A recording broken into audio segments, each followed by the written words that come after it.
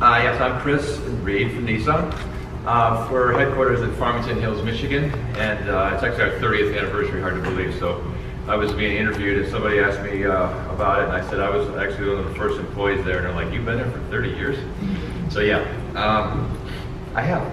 But my background was I'm platform and technology engineering now, so we kind of evolved. It used to be kind of the unglamorous part of the car, the part that the customer doesn't always see, you know, the powertrain, electrical, chassis, ITS parts, and the upper body seemed to be a lot more fun, you know, styling related and all that. But recently, with all of our technologies and even our mission here for our kind of Nissan's vision, it's actually become quite exciting. So between electrification, between autonomous drive and connectivity, it's actually all in that area, so it's pretty fun. In addition to that, I'm actually a chief vehicle engineer, and I was in charge of the Leaf and other cars like the Murano. So I'm going to spend a lot of time talking about the Leaf today and how it relates to our overall strategy. First of all, corporate vision of Nissan. You know, in the 30 years of working for Nissan and the combination with Renault and others, we've had a lot of business plans, and they usually end up being a lot to do with market share and, you know, profit and that kind of stuff, which is fun.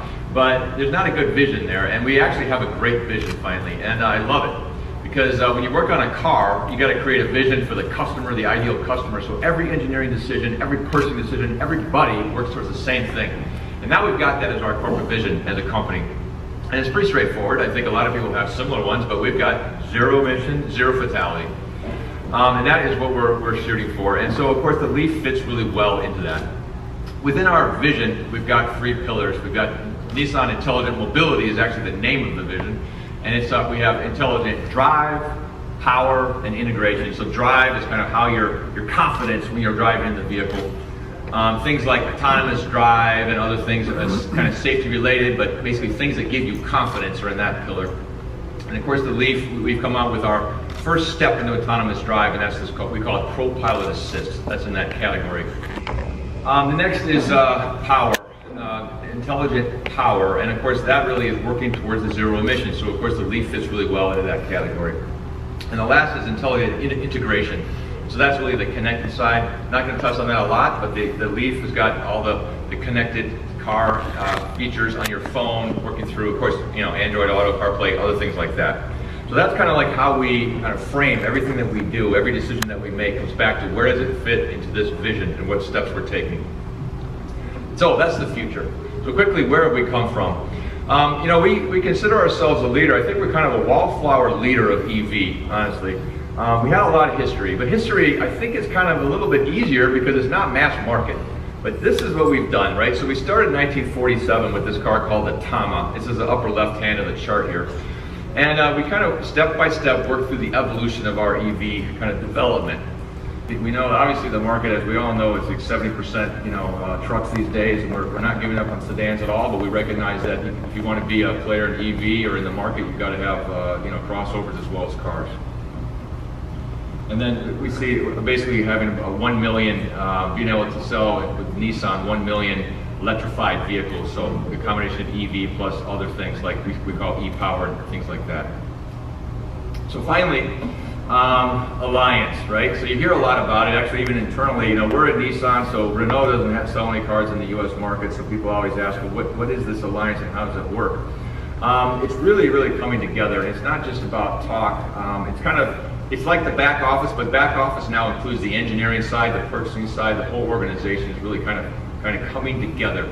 And so now we have Mitsubishi in the mix as well. So this 2022 plan is a common plan, and it basically is, like I said, it focuses a lot on our EVs. So there's actually 12 new EVs as a total alliance coming out, 8 of them on Nissan side. They'll have 70% commonality between all the platforms and between the companies.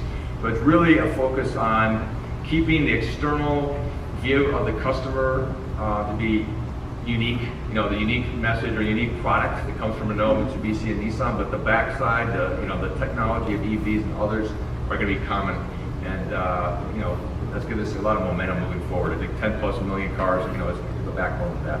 Behind closed doors, but where is it going? What is that next step for us? And maybe even a time or a place, although both the time and the place. Well, I think I think there's, you can hear out there the buzz of the future of EV, and I think Andy mentioned it as well, the solid state battery and those, and we're deeply researching that as well. And I think, like Scott said, the function of trying to put more power faster into a battery is obviously key, right? As you get the range, extending here, obviously that's going to be one of the hurdles we have to get. So, I think we've got a lot of kind of irons in the fire, but I mean, I think solid state is probably the main one, but it's going to be overcoming this, the right range balance and cost, right? So if you could get to, in-road charging and those kind of things, maybe it would change the amount of the ratio of how much you had to have on board.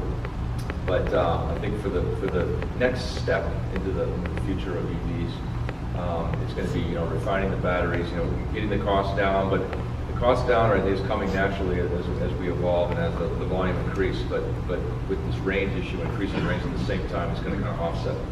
So I think finally, though, next generation solid state and then beyond is what's going to happen next.